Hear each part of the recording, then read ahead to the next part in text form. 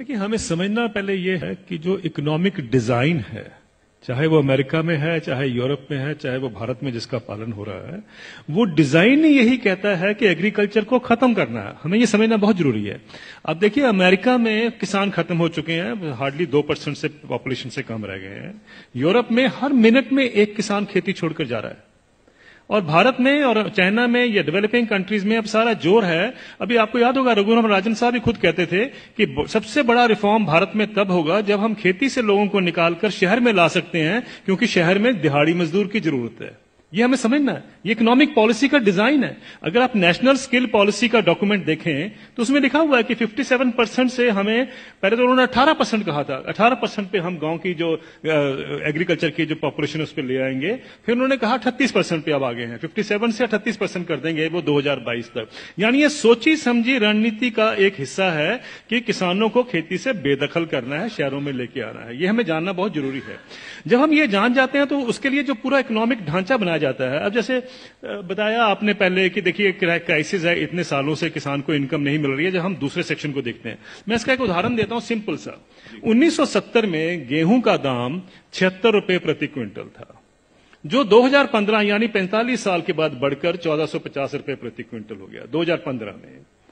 उसी दौरान मैंने बाकी सेक्शन ऑफ द सोसाइटी का हाल देखा, उनका क्या हुआ इनकम का। मैं सिर्फ बेसिक पे और डीए ले रहा हूं। उसी दौरान में 45 साल के पीरियड में सरकारी मुलाजिम की जो बेसिक पे और डीए है वो 120 से 150 गुना बढ़ गया। और जो स्कूल टीचर्स की जो तनख्वाह बढ़ी है उस दौरान में वो 280 से 320 गुना बढ़ गई। और जो कॉलेज के यूनिवर्सिटी प्रोफेसर्स हैं उनकी तनख्वाह 150 से 170 गुना बढ़ी है उस 45 साल के पीरियड में। किसान की जो इनकम है, जो गेहूं के दाम से या धान के दाम से आप नापेंगे, वो 19 गुना बढ़ती है। अगर ये जितने सरकारी मुलाजमों की भी अगर इनकम 19 गुना बढ़ी होती तो ये नौकरी छोड़ चुके होते आज तक। प्रॉब्लम यह है कि किसान का हक क्या बनता है। अगर हम 45 साल के बाद जब उसको 1450 रुपए मिले थे, अगर मैं 100 गुना भी उसकी इनकम बाकी इनकम पैरिटी के नॉर्म से चलता हूं, तो उनकी इनकम जो है या उनका मिनिमम सपोर्ट प्राइस जो है वो 7,600 रुपए प्रति क्विंटल बनता था। ये उनका हक है। 7,600 रुपए क्विंटल बनता था, उनको मिला 1,450 रुपए। फिर ये कहा जाता साहब ये पैसा कहां से आएगा। कभी आपने पूछा जब कॉर्पोरेट को पैसा दिया जाता है कहां से आएगा?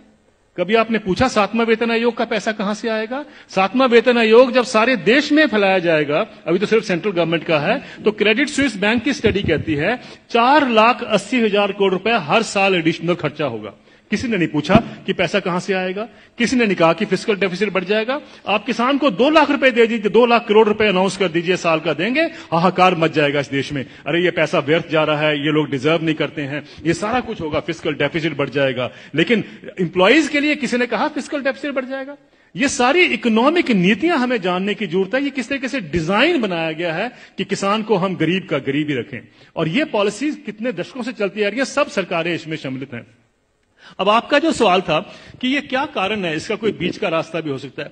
बीच का रास्ता हम क्या ढूंढते हैं, मुझे एक छोटी सी बात बता दीजिए। जब आपका इनकम मिलती है, 7वां वेतन आयोग मिलता है या किसी को भी अपनी इनकम मिलती है, तो क्या कभी किसी ने सोचा है कभी किसान को कभी हाउस रेंट मिला हो, कभी एजुकेशन रेंट मिला हो, कभी हेल्थ अलाउंस मिला हो, कभी बच्चों के लिए मेडिकल अलाउंस मिला हो? किसानों को क्यों, ये क्या किसान नहीं क्या इस सोसाइटी में रहते हैं? सुप्रीम कोर्ट के जो ऑफिसर्स हैं उनको 21,000 रुपए कपड़ा धोने के लिए मिलता है हर साल का। डिफेंस वालों को 20,000 मिलता है हर साल का कपड़ा धोने के लिए, कपड़े धोने के लिए। और वो लड़ाई कर रहे हैं आजकल, डिफेंस वाले कह रहे हैं कि साहब सुप्रीम कोर्ट वालों को ज्यादा क्यों मिलता है, हम तो बॉर्डर पे रहते हैं। मेरा यह सवाल है, क्या किसान के पास कपड़े नहीं होते धोने को? कभी आपने सुना है कि किसान के कपड़े के लिए 20,000 रुपए भी कभी उसमें ऐड किया गया हो? मिनिमम सपोर्ट प्राइस में क्या करते हैं हम, जो उसकी लागत लगती है और फैमिली लेबर जो लगती है उसको जोड़ लेते हैं, बस यही। और अभी तो एम्प्लॉइज के लिए 108 अलाउंसेस भी होते हैं। अभी तो तनख्वाह और डीए के बाद 108 अलाउंस मिलते हैं। जिस भी सज्जन को 108 अलाउंस मिलते हैं उसको तनख्वाह की क्या जरूरत है, मुझे ये बता दीजिए। लेकिन अगर मिलते हैं तो मैं ये नहीं कहता कि नहीं मिलने चाहिए, लेकिन क्या किसान ने क्या गलत किया है कि उसको नहीं मिलते हैं?